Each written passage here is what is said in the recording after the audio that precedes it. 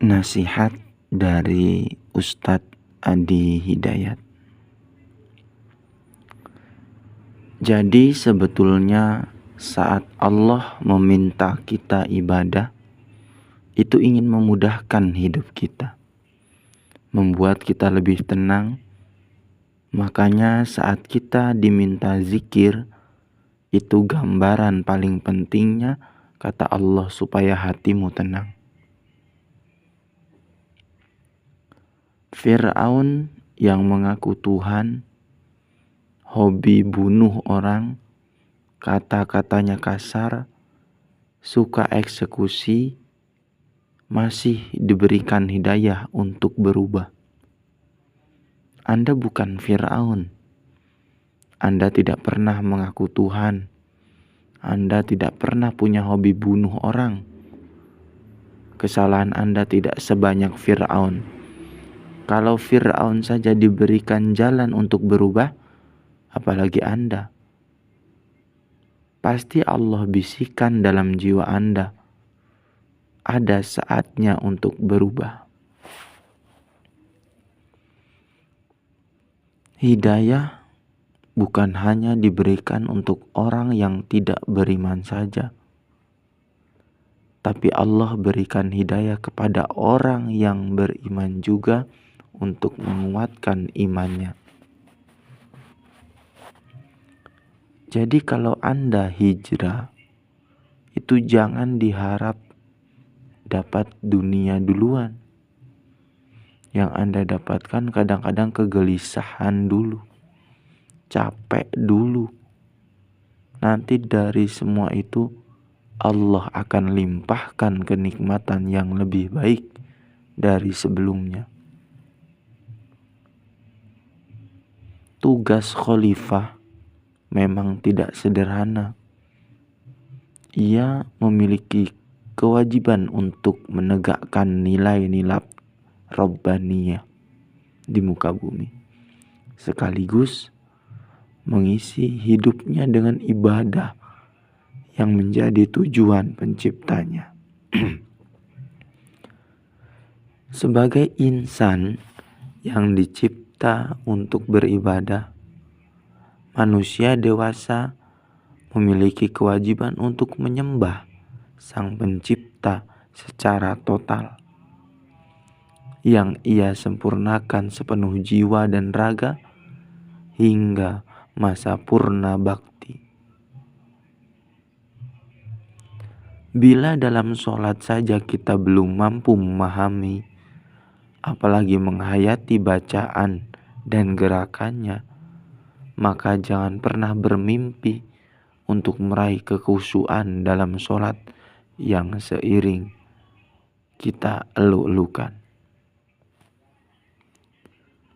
Anda menginginkan surga, tapi begitu terlena dengan dunia, lupa Anda dengan sholat.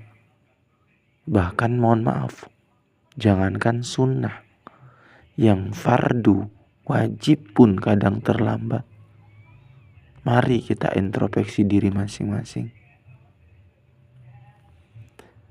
Kalau Anda ingin hijrah, pasti Anda akan merasakan tantangan yang menguji keimanan Anda. Cara sholat khusyuk yang pertama yaitu kenakan pakaian terbaik. Yang kedua, perbaiki wudhu yang benar. Ketiga, hadirkan perasaan seperti sholat kita yang terakhir. Bacalah Al-Quran setiap hari, setidaknya 1 juz. Kalau tidak mampu, bacalah separuh juz.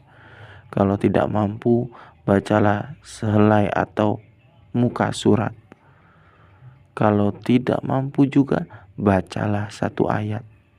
Kalau tidak mampu juga, cukuplah dengan memandang Al-Quran dan tanyakan pada diri sendiri, ya Allah, apalah dosaku sehingga aku tidak dapat membaca ayat-Mu. Sebagai insan yang dicipta untuk beribadah, manusia dewasa memiliki kewajiban untuk menyembah Sang Pencipta secara total.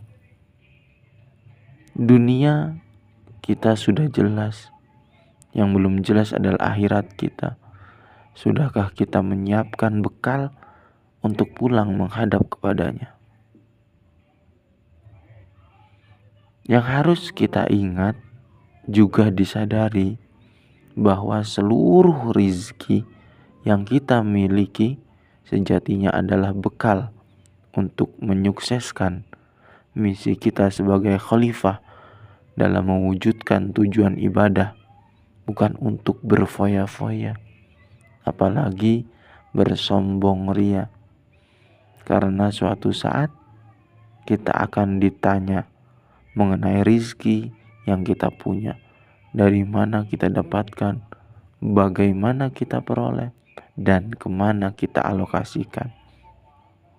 Sudahkah, siapkah kita? Rasulullah Shallallahu Alaihi Wasallam pernah menyampaikan peringatan keras. Siapapun orang berpuasa meninggalkan makan minumnya, tapi tidak meninggalkan kata-kata kotor yang jorok dan perbuatan tercela, maka Allah tidak butuh dengan puasanya. Satu tanda seseorang bisa menjadi baik terlihat dengan amalan puasanya. Salah satunya ketika dia mampu berbagi dengan orang-orang sekitarnya. Sandingkan segala aktivitas kita dengan doa agar segalanya bernilai ibadah yang nantinya akan melahirkan pahala. Minimal ucapkan bismillah.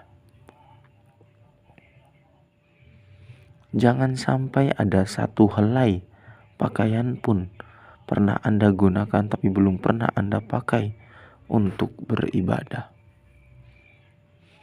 Tujuan hidup kita adalah untuk ibadah, enggak ada untuk yang lain.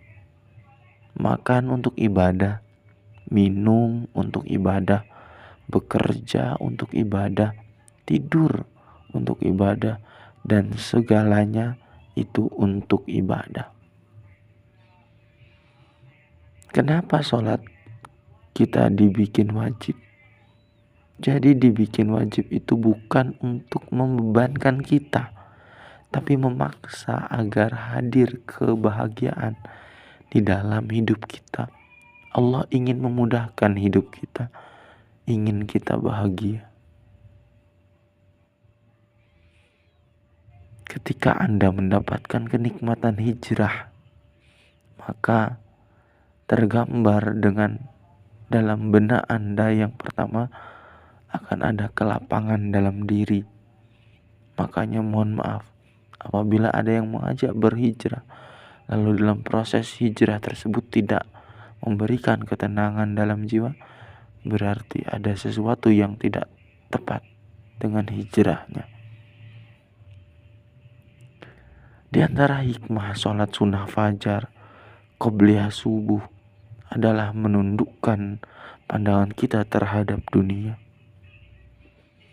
Sumber kebahagiaan adalah saat kita mampu menaklukkan nafsu demi menggapai takwa yang melahirkan ketenangan jiwa. Gambaran reproduksi memberi isyarat bahwa misi dan tujuan ibadah tidak mungkin sukses diraih manusia tanpa melalui tahapan kehidupan beserta tantangan, rintangannya yang kita sebut sebagai ujian. Orang-orang yang meningkat sholatnya, meningkat bacaan Al-Qur'annya, dia buktikan ingin dekat dengan Allah dan dia tingkatkan takwanya, maka kata Allah, saya akan melekat dengannya kemanapun dia berada, artinya Allah akan mudahkan segala urusannya. Terima kasih.